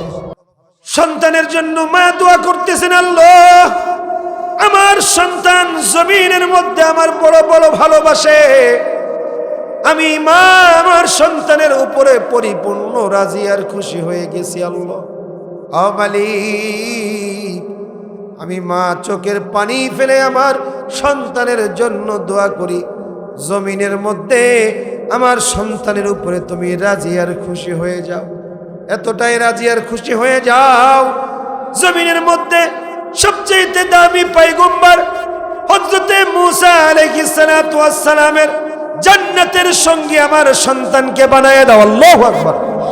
মা দোয়া করছেন আল্লাহর কাছে, মূসা পয়গম্বরের সঙ্গে তুমি আমার সন্তানকে বানায় দাও। সাথে সাথে মূসা পয়গম্বর বলে দিছেন, আয় কসাই, তোর কোনো দামি কোনো আমেলের বদৌলতে আমি মূসার সঙ্গী তুই হওয়ার কোনো যোগ্যতা রাখো না, কিন্তু একমাত্র কেবলমাত্র তোমার মায়ের দোয়ার বদৌলতে জান্নাতে তুমি আমার সাথী হয়ে যাবা। আল্লাহু আকবার, আল্লাহু আকবার। মায়ের দোয়ার বদৌলতে, মা কোনো যোগ্যতা নাই মিয়া, বিছানায় পড়া মা দুহাত তুলে আল্লাহর কাছে দোয়া করছেন, তো সন্তান দাবি হয়ে গেছে। আজকে আপনি ভোটে দাঁড়াবেন, তো ভোটে দাঁড়িয়ে লিফলেট নিয়ে চলে যাই শাহজালালের মাজারে। কে শাহজালাল আপনারা কি এমপি বানাবে? কথা বলেন। আপনি আপনার মায়ের কাছে যান মিয়া, আপনার বাবার পায়ের কাছে পড়ে যান, আব্বা যান আমার জন্য দোয়া করেন, ও মা আমার জন্য দোয়া করো। আপনার মা একটা দোয়ার যে দাম হাজার শাহজালালের দোয়াও সেই দাম হবে না আপনার জন্য। বুঝলে বুঝবেন, না বুঝলে না বুঝলেন। আপনার সন্তানের জন্য পিতামাতার দোয়া পৃথিবীর সবার চাইতে দামি দোয়া, যত বড় বুজুর্গ হোক না কেন। মা বাবা যদি আপনার উপরে সন্তুষ্ট চিত্তে দোয়া করে, এটা মুস্তাজাবুদ দাওয়া। তিনটা দোয়া মুস্তাজাবুদ দাওয়া। মুস্তাজাবুদ দাওয়া মানে যেই দোয়া আল্লাহ তাআলা কখনো ফেরতই দেন না, যেই দোয়া আল্লাহ তাআলা কি করেন না, বলেন, ফেরত দেন না। তার মধ্যে একটা হলো মা বাবার দোয়া, যেই কার জন্য, সন্তানের জন্য।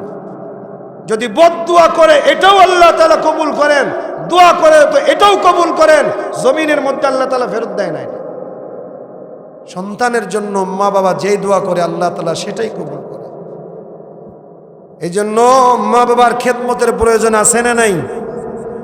সময় তো আর পেরে দিতেছে না। তাহলে এক নম্বর কি বলেছিলাম, যদি আপনি মা বাবার খেদমত করেন হায়াত বাড়াবেন কে? এক নম্বর কি বাড়াবেন? হায়াত বাড়াবেন। হায়াতের মধ্যে কি দিবেন? বরকত দিবেন যদি মা বাবাকে খেদমত করেন। দুই নম্বর, মা বাবাকে যদি আপনি খেদমত করেন, মা বাবা সন্তুষ্ট হয়ে যায়, আল্লাহ তাআলা আপনাকে মাল এবং সম্পদের মালিক বানাবেন। কোন জায়গায় মাল সম্পদ খোঁজেন আপনি? আমরা তো সবাই দুনিয়াদারি। কোন ব্যক্তি বড় লোক হতে চায় না? আমরা সবাই চাই না? অর্থের মালিক কে হতে চায় না? আমিও তো চাই। কে হতে চায় না? সবাই চায়। কিন্তু আমরা ভিন্ন পথে অর্থ খুঁজি, হারাম পথে অর্থ খুঁজি।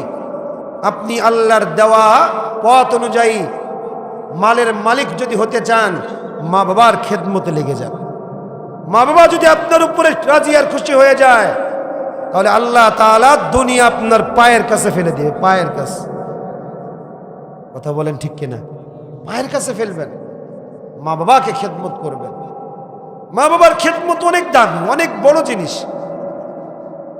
এই জন্য মা বাবা ছাড়া অন্য কিছুর খেদমতের মধ্যে আল্লাহ তাআলা এত দাম দেন নাই, কিন্তু মা বাবার প্রতি আল্লাহ তাআলা এত দাম দিছেন যে মায়ের খেদমত যদি তুমি করো, তো মায়ের খেদমতের মধ্যে আল্লাহ তাআলা মাল সম্পদ আপনার জন্য বৃদ্ধি করে দিবেন। মা বাবার খেদমত যদি আপনি করেন, তো আল্লাহ তাআলা আপনার সন্তানগুলোকে মানুষের মতো মানুষ বানায় দেবেন, দামি বানাবেন সন্তানগুলোকে। এমন সন্তান দিবেন না যে সন্তান ইয়াবা খায়, এমন সন্তান দেবে না যে সন্তান চোর বাটপার, এমন সন্তান দেবে না যে সন্তান জিনাকারী, এই সন্তান দিবে না। মা বাবার খেদমত করেন, আপনার সন্তানের বদৌলতে আল্লাহ তাআলা আপনার মাথা সমাজের মধ্যে উঁচু করে দেবেন। কথা বলেন ঠিক কিনা? মা বাবার খেদমত করেন, সন্তান দামি বানাই দিবেন, সন্তান মানুষের মতো মানুষ বানাই দিবেন। কে দিবেন? সবাই বলেন কে দিবেন? হযরতে বাইজিদ বুস্তামি রহমতুল্লাহি আলাইহি নাম শুনছেন না? বাইজিদ বুস্তামি যে এত বড় দামি হয়েছেন, কার দোয়া? বলেন কার দোয়া? মায়ের দোয়া। দামি বানাইছেন তো আল্লাহ, কিন্তু দোয়া করছেন কে? মা। কারণ মায়ের খেদমত করছেন। ছোট্ট মানুষ, মা শুধু ঘুমের ঘরে এক গ্লাস পানি চাইছেন, আর পানিটা নিয়ে সারা রাত মায়ের পায়ের কাছে দাঁড়িয়ে আছে। ও মুসলমান, তুমি আমি আজকে কোন জায়গায়? আজকে যদি একটা শিক্ষিত সন্তানকে কোনো মা একটা প্যাকেট ধরিয়ে দিয়ে বলে, এই বাজার, আজকে মেহমান আসবে, যা তো বাজার থেকে একটু বাজার করে আনলে, বলবে আমি অনার্স মাস্টার্স করছি, কি বাজার করার জন্য আব্বারে পাঠাও? আছে না নাই? এরকম যুবক আছে আপনাদের এলাকায়? মা বাবার সাথে ঝগড়া করে, আমি বাজার যাবো মানে আব্বারে পাঠাও। আব্বা যে সারাদিন মাঠে কাজ করে, তার অবস্থা খারাপ সে জানে, এরপরও বাজার করতে যায় না। কেন? অনার্স মাস্টার্স করা ছাত্র, তো কত দাম। আহা, মায়ের কথার উপরে কথা বলে মাকে কষ্ট দেওয়া। মনে রাখবেন, আপনি যত বড় অনার্স মাস্টার্স পাস করেন না কেন, জমিনের মধ্যে মাকে কষ্ট দিয়ে পৃথিবীর জমিনে কেউ বড় হতে পারে না। আপনি যত বড়ই ব্যক্তি হন না কেন। যুবক ভাই, এই কথাগুলো আমি আপনাদেরকে বলতেছি খাস করে। সামনে তো বিয়ে শাদী করবেন, এখনো তো বউ আসে নাই। এখন হয়তো মাকে মহব্বত করেন, কিন্তু বি কেয়ারফুল, বউ আসলে ঝামেলা বাঁধতেও পারে। কথা বলেন, এই যুবকরা বলেন, একে কথা বলেন, ঠিক না? আসতেও পারে ঝামেলা, কারণ পৃথিবীর সব বউ একরকম না। অধিকাংশ বউদের অবস্থা হলো স্বামী নিয়ে আলাদা থাকা। তুদিনু কামা তুদানু, মহিলা প্যান্ডেল যেহেতু আছে, সেহেতু মা বোনদেরকে বলবো, তুদিনু কামা তুদানু। আরবিতে একটা প্রবাদ বাক্য আছে, যদি আজকে আপনি আপনার স্বামীকে তার মা থেকে জুদা করে শহরে বাসা ভাড়া করে থাকতে চান, মনে রাখবেন 10 বছর অপেক্ষা, 15 বছর অপেক্ষা করবেন, আপনার ছেলে আপনার বৌমাকে নিয়ে আপনাকে জুদা করে অন্য জায়গায় যে সংসার পাতবে। তুদিনু কামা তুদানু, আপনি যেমন ব্যবহার করবেন, আজকে শাশুড়ির সাথে আপনার বৌমা এসে আপনার সাথে চাইতে আরো 10 গুণ বেশি খারাপ ব্যবহার করবে। কথা বলেন, আল্লাহ তাআলা করাবেন। এই জন্য শাশুড়ির প্রতি মহব্বত রাখবেন, মায়ের স্থানটা দিবেন। আমাদের সমাজে কিছু বউরা আছে, কষ্ট পেন না, এই এলাকার মা বোনদেরকে বলি, আমি আপনাদেরকে বলতেছি না, এটা আমভাবে বলতেছি। অধিকাংশ জায়গায় পরিস্থিতি এমন হয়ে গেছে যে যদিও স্বামীকে নিয়ে শহরে, মনে করেন এই এলাকার মানুষ ঝিনেদায় বসবাস করে, আছে না নাই? মনে করেন নিয়ে গেছে, এখন যদি বউয়ের বাড়ির থেকে বউয়ের মা বেড়াতে যায় ওই ঝিনেদায়, তো বউ লিস্ট করে ইলিশ মাছ, মাগুর মাছ, শিং মাছ, যত মাছ আছে 4-5 টাকি মাছ, শুটকি মাছ, চিংড়ি মাছ, এবার সব গোশের পালা, গরুর গোশ, ছাগলের গোশ, মুরগির গোশ, কৈতরের গোশ, সব কিছু দিবে, সব নিয়ে এসো। কেন? বোর মা আইছে। এবার যেই ছেলের মা আসে, বাপ যায় যে গো যা একটা মুরগি নিয়ে আসো, পোলট্রি নিয়ে আসেন, এত টাকা পয়সা খরচ করার দরকার নেই। এরকম বউ আছে না নাই? নিজের বাপ মার বেলায় খুব, কিন্তু স্বামীর বাপ মার বেলায় ঠান্ডা ঠান্ডা। কেন এরকম 2 রকম দ্বিচারী মনোভাব কেন তোমার? এই দ্বিচারী মনোভাব যাদের মধ্যে থাকবে, মনে রাখবেন আপনি এই ব্যবহার পাওয়ার মধ্যে জন্য অপেক্ষা করেন 10 থেকে 15 বছর। আপনার সন্তান যদি ছেলে একটা দেয় আল্লাহ, 10-15 বছর 20 বছর পরে একটা বউ আসবে কিনা? যদি এসে যায় তো আপনি এটার চাইতে 10 গুণ নেওয়ার জন্য প্রস্তুত থাকেন। আল্লাহ তাআলা আমাদেরকে হেফাজত করুন, সকলে বলি আমিন। এই জন্য সবসময় চেষ্টা করবেন। মা বোনদেরকে বলি শাশুড়িকে মায়ের আসনে বসানোর জন্য, আর শাশুড়িদেরকেও বলি, শাশুড়িও এমন কিছু শাশুড়ি আসে দজ্জাল মার্কা শাশুড়ি, বউ আসলে মনে করে বউ আমার কথায় উঠবে, বউ আমার কথায় নামবে, আমার কথায় উঠবে আর বসবে, এই চিন্তা যেই শাশুড়িগুলো লালন করে, এটাও ভুলের মধ্যে আছে। কেন আপনি এইরকম ভাবে তাকে উঠানো নামানো ব্যবস্থা করবেন কেন? বরং আপনি মহাব্বতে বলবেন, বউ করতে বাধ্য হবে। কারণ মেয়েদেরকে যখন মহাব্বতে বলে, মেয়েরা কি করে না? মেয়ে যদি করে তাহলে আপনার বৌমা করবে না কেন? কারণ আপনি ওইভাবে বলতে পারেন নাই। এমন কিছু শাশুড়ি আছে না নাই? সবাই না, আমি সবাইকে বলতেছি না, কিছু কিছু জায়গায় পাওয়া যায়। কিছু দাজ্জাল মার্কা শাশুড়ি আছে, দেখবেন সন্তান যদি বাড়ির থেকে এসে বউয়ের ঘরে ঢুকে যায়, তো মা মনে করে এতদিন আমার ছেলে আমার কাছে আসতো আগে, এখন বোর ঘরে ঢুকে যাচ্ছে, দেখো বোর পাগল হয়ে গেছে, বউ আমার ছেলেরে মাথা খারাপ করে দিচ্ছে। কেন আপনার মনের মধ্যে এটা আসবে কেন? আপনি না মা, আপনার মনের মধ্যে এটা আসবে কেন? সে তার স্ত্রী, বিবাহিতা স্ত্রী, সেটাও তো তার মহাব্বতের জায়গা। মায়ের মহাব্বত, স্ত্রীর মহাব্বত, এটা কখনো এক না, এটা আলাদা আলাদা জিনিস। এটা যখন আপনি প্রতিযোগিতায় নেমে যাবেন, শাশুড়ি মনে করবে ও আমার প্রতিযোগী, আর বৌমা মনে করবে শাশুড়ি আমার প্রতিযোগী, তখন ভেজালটা বাড়বে। যার যার জায়গার স্থানের ভালোবাসা তার তার জায়গায়। কথা বলেন ঠিক না বেঠিক? তাহলে সন্তানকে মানুষের মতো মানুষ বানাইতে পারবেন যদি বাপ-মার খেদমত করেন। তো হযরতে বাইজিদ বুস্তামি দাঁড়িয়ে গেছেন মায়ের খেদমতের জন্য। সকালবেলা মা ঘুম ভেঙে উঠে দেখতেছেন বাইজিদ বুস্তামি দাঁড়ানো। ঘটনা কিন্তু সবার জানা, ঘটনা বলা উদ্দেশ্য না, আমার ওখান থেকে শিক্ষাটা বলা উদ্দেশ্য, মাকসাদ। জিজ্ঞাসা করছেন, সারা রাত ধরে তুমি দাঁড়িয়ে আছো? বাইজিদ বুস্তামি বলে, মা হ্যাঁ, আমি যখন পানি আনতে গেলাম দূরের একটা জায়গা থেকে, এসে দেখলাম তুমি ঘুমাই পড়ছো। মা তুমি সারা রাত তুমি ঠিক মতো হয়তো ঘুমাইতে, তোমার ঘুমটা ছিল গভীর, আমি যদি তোমাকে ডাক দিই তোমার বড় কষ্ট হবে, এ কারণে তোমার কষ্টের কথা চিন্তা করে আমি তোমাকে ডাকি নাই, আমি তোমার পায়ের কাছে পানি নিয়ে দাঁড়িয়ে আছি। তুমি ঘুমাইতে যাও নাই কেন? বলে, মা আমি চিন্তা করলাম তুমি যদি আবার উঠে পানি চাও, আমি যদি ঠিক মতো না দিতে পারি তুমি কষ্ট পাবা, এ কারণেই সারা রাত তোমার পায়ের কাছে বসে আছি। সুবহানাল্লাহ। মা দিল থেকে ফজরের নামাজ পড়ছেন, দিল থেকে সন্তানের জন্য দোয়া করছেন, ও মালিক আমার বাইজিদকে জামানার সবচাইতে বড় আলেম বানায় দাও।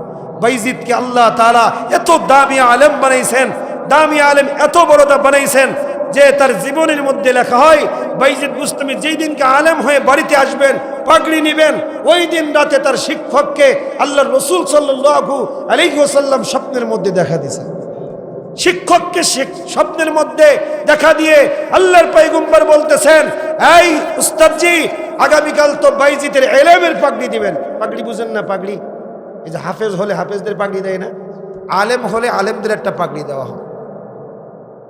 এই যে তুমি আগামীকাল বাইজিদকে ইলমের পাগড়ি দান করবা, আমি মুহাম্মদুর রাসূলুল্লাহ সাল্লাল্লাহু আলাইহি ওয়াসাল্লামের পক্ষ থেকেও একটা পাগড়ি দিবা, যেটা ওয়ালায়াতের পাগড়ি, ওলিদের পাগড়ি, এটা আমি মুহাম্মদুর রাসূলুল্লাহর পক্ষ থেকে দান করব। সুবহানাল্লাহ। স্বপ্ন দেখাইছেন উস্তাদকে, দামি বানাইছেন কে? দোয়া কার দোয়া?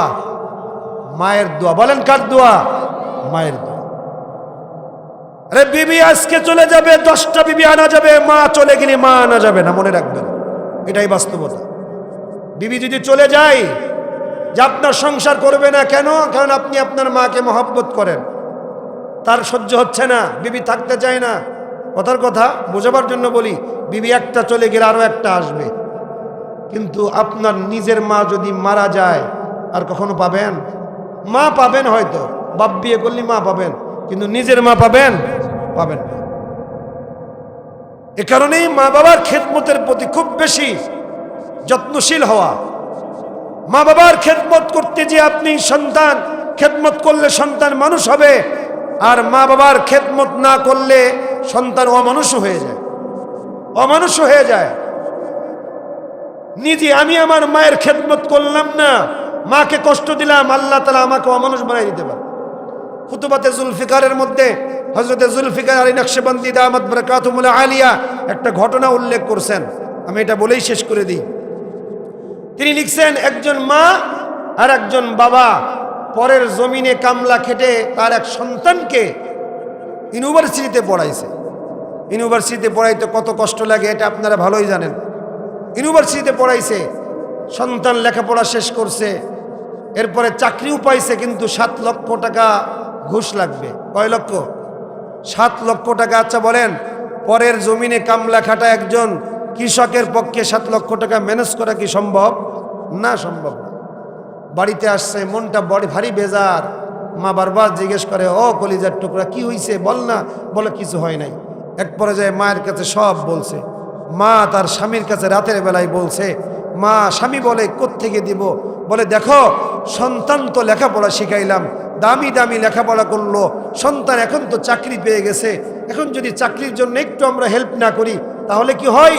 চলো আমাদের ভিটে বাড়িটা বিক্রি করে সন্তানকে টাকা দিই, ও চাকরি করে বড় অফিসার হবে, তখন কি আমাদের আর ভিটে বাড়ির দরকার আছে? ভালো বাড়িতেই আমাদেরকে রাখবে। বাবা রাজি হয়ে গেছে, ভিটে বাড়ি বিক্রি করে সন্তানকে, ঘটনা অনেক দীর্ঘ, সংক্ষেপে বলতেছি, সন্তান বাড়িতে আবার শহরে চলে গেছে। তখন কয়েকদিন পরে মা বাবা দোনোজন বাড়ি বিক্রি করা টাকা সন্তানের কাছে দিয়ে আসছে। সন্তানের বাড়িটাও দেখে আসছে, কোথায় সন্তান থাকে, সন্তানের কাছে দিয়ে বাড়িতে চলে আসছে। সন্তান চাকরি পেয়ে গেছে।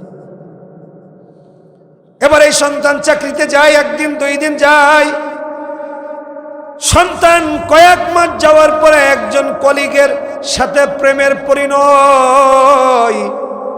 দেখবেন কখনো কখনো একই জায়গায় চাকরি করলে ছেলে আর মেয়ের মধ্যে প্রেম ঘটিত সম্পর্ক তৈরি হয়ে যায়। কথা বলেন ঠিক কিনা? যখন প্রেমের পরিণয় হয়ে গেছে, মেয়েটা তার উপরে বেশি চাপ প্রয়োগ করে তাকে বিবাহের দিকে নিয়ে গেছে।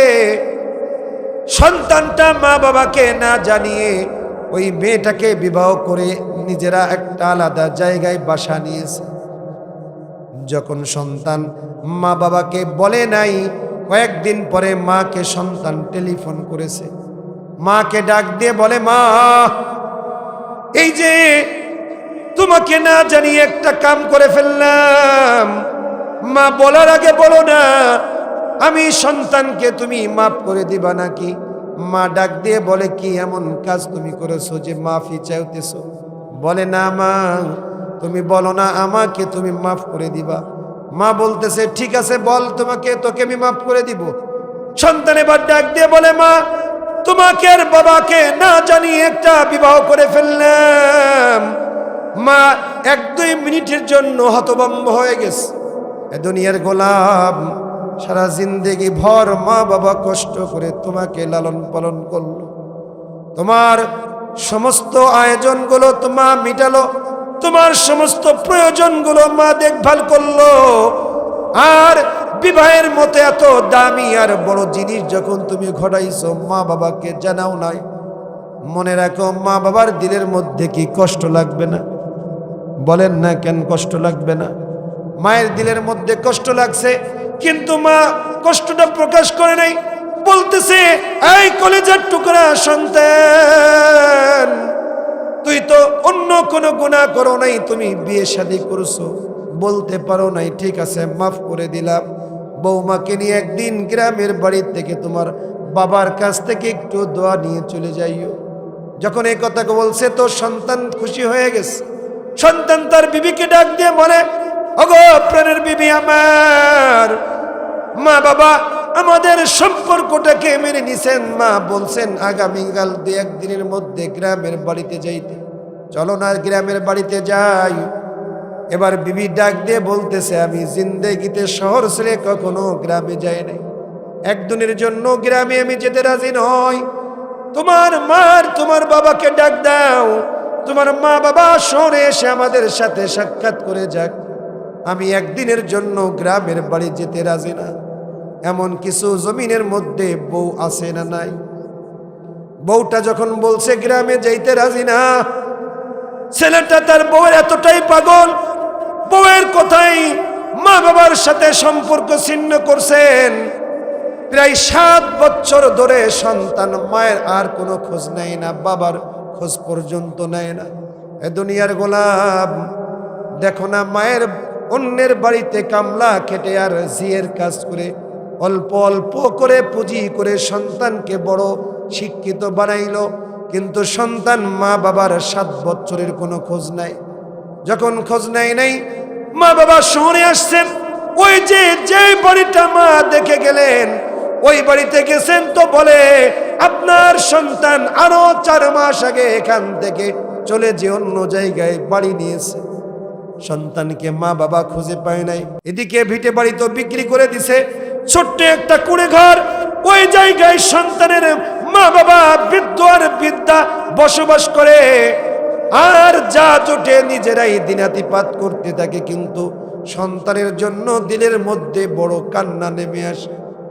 সন্তানের জন্য বিয়োগ ব্যথায় বাবাটা 2 বছরের মাথায় পৃথিবীর জমিন থেকে স্ট্রোক করে মারা গেছে, আর মাটা 5 বছর পর মাটা সন্তানের জন্য কাঁদতে কাঁদতে চোখের পানি ফেলতে ফেলতে তার 2টা চোখটা অন্ধ করে ফেলেছে।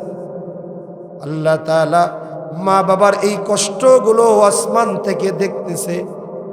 মা বাবার এই কষ্ট আল্লাহর আরশটাকে নাড়িয়ে দিয়েছে। সন্তানকে আল্লাহ তাআলা এমন একটা রোগ দিছে, যেই রোগ পুরুষের হলে কোনো স্ত্রী পুরুষের কাছে থাকতে চায় না, এমন একটা রোগ আল্লাহ তাআলা ওই সন্তানকে দান করছে। তার বিবি এবার স্বামীকে ডাক দিয়ে বলে, প্রাণের স্বামী আমার, প্রেম করে বিবাহ করেছিলাম, জিন্দেগি ভর তোমার সাথে থাকবো বলে, কিন্তু এমন একটা রোগ তুমি বাঁধাইছো, জিন্দেগিতে আর তোমার সংসার করা আমার পক্ষে সম্ভব নয়। সন্তান এবার ডাক দিয়ে বলে, তুমি আমাকে সময় দাও।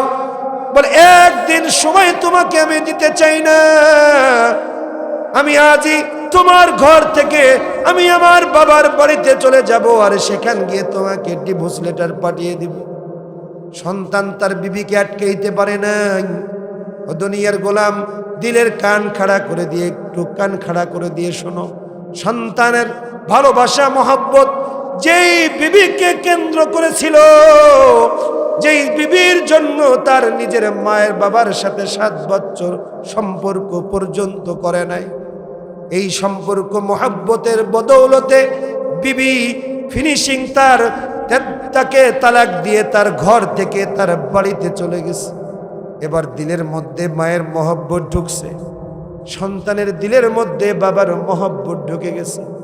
সন্তান এবার রিয়েলাইজ করতে চাহারে, আমার মা বাবা আমার জন্য কত ছিল পাগল, যেই মা বাবা আমার জন্য দুনিয়া এক করে দিতে পারতো, সেই মা বাবার সাথে 7টা বছর আমি আমার বিবির জন্য খোঁজ খবর নিতে পারি না।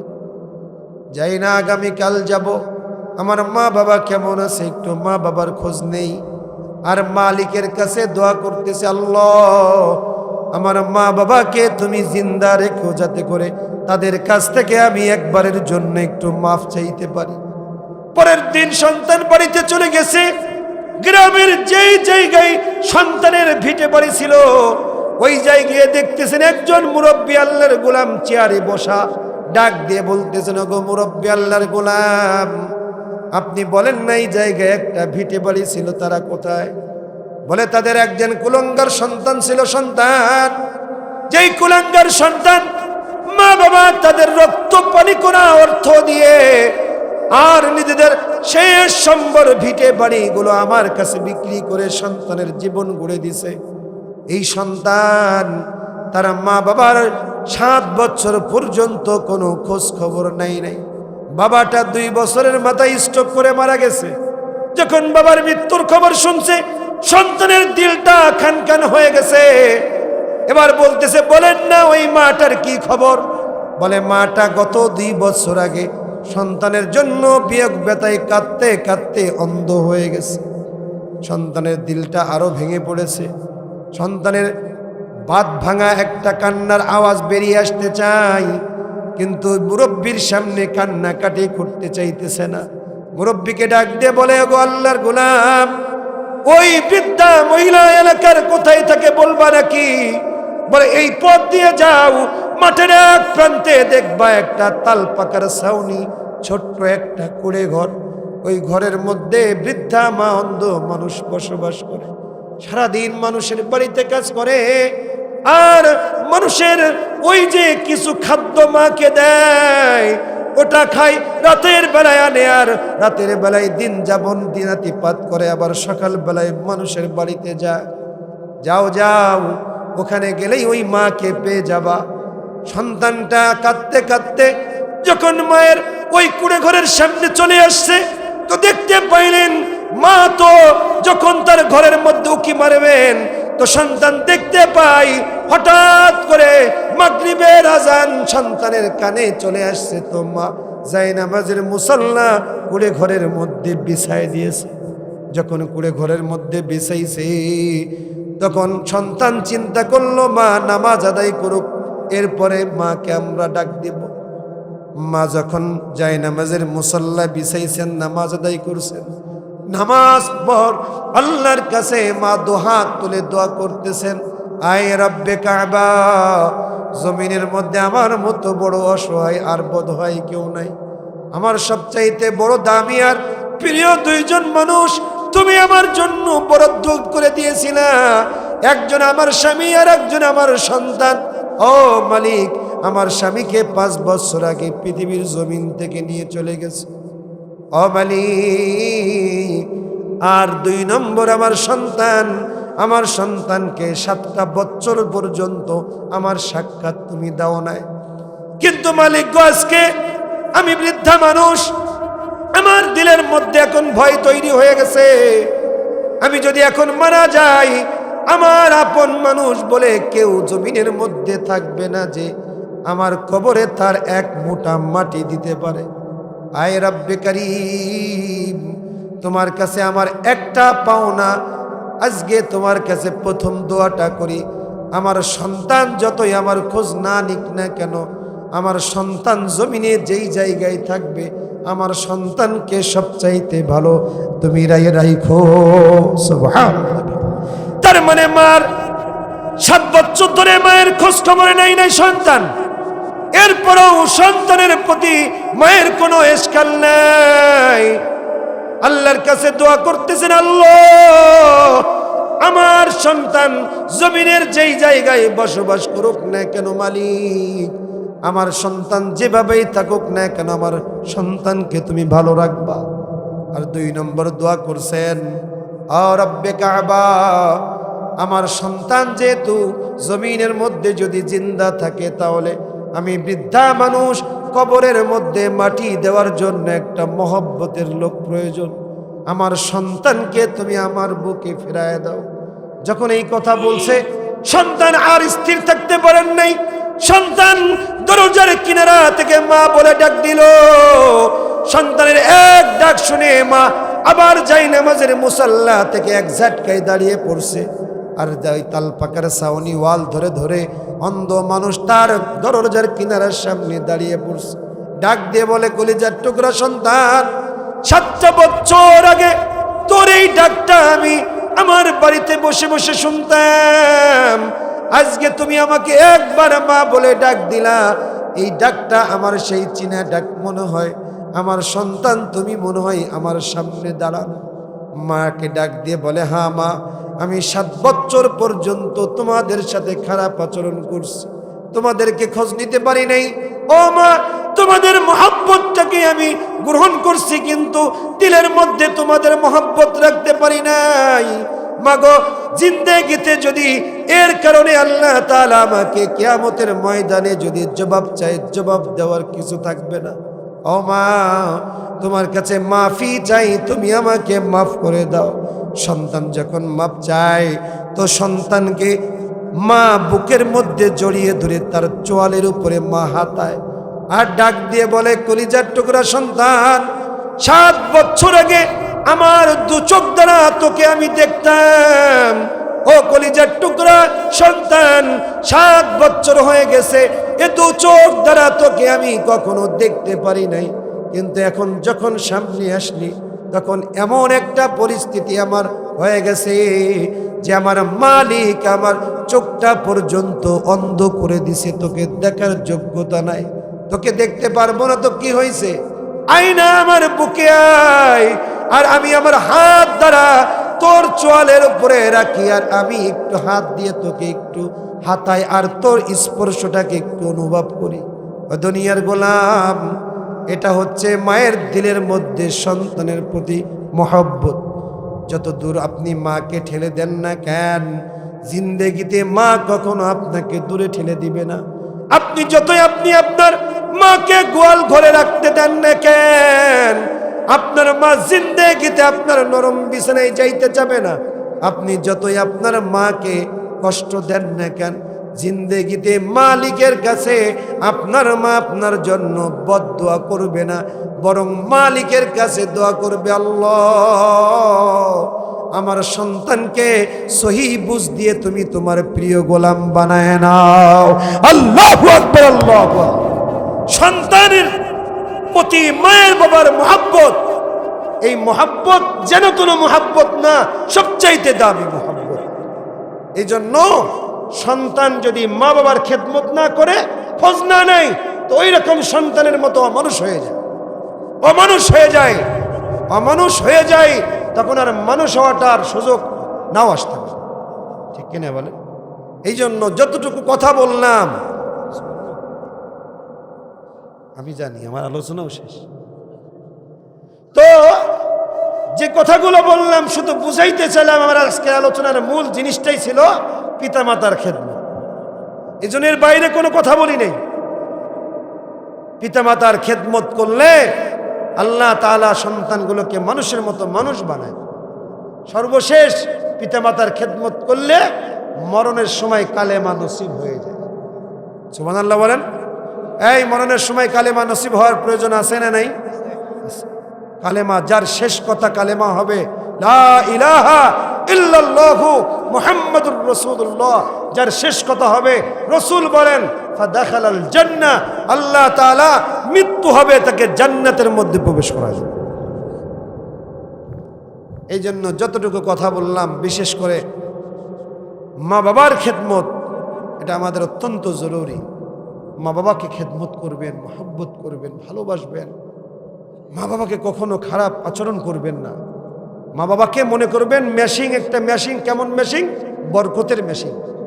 যতদিন আপনার মা বাবা আপনার ঘরের মধ্যে থাকবে, ততদিন আপনার রিজিকের মধ্যে বরকত দিবেন কে? রহমত নাজিল করবেন কে? সন্তানগুলো মানুষের মতো মানুষ বানাবেন কে? আল্লাহ তাআলা। মাল সম্পদ দান করবেন কে? আল্লাহ। মা বাবা বৃদ্ধাও যদি হয়ে যায়, কখনো কটু কথা বলবেন না। অকুল্লাহুমা কওলান কারীমা, যখন কথা বলবেন সম্মানজনক ভাষা দিয়ে কথা বলবেন, খারাপ ভাষায় কথা বলবেন না, তুই তুকারি করবেন না, সম্মানজনক ভাষায় কথা বলবেন। গ্রামগঞ্জে তো তুই তুকারিও হয় কি না? হয় না? না, কখনো সন্তানকে শেখাবেন না এটা। অনেক জায়গায় দেখছি আমি, গ্রামগঞ্জে মাহফিলে গিয়ে দেখছি ছোট্ট ছোট্ট বাচ্চাগুলা বাবাকে তুই বলে সম্বোধন করে। কেন? যখনই তুই বলবে তখনই আপনি প্রতিবাদ করবেন। আপনি পিতা, আপনি বাবা, এই তুই শব্দ আপনি আপনার বাচ্চাকে কেন শেখাবেন? এটা সম্মানজনক ভাষা না। কষ্ট পাইলেন? শেখাবেন না এগুলা, খবরদার। কোনো গালি শেখাবেন না।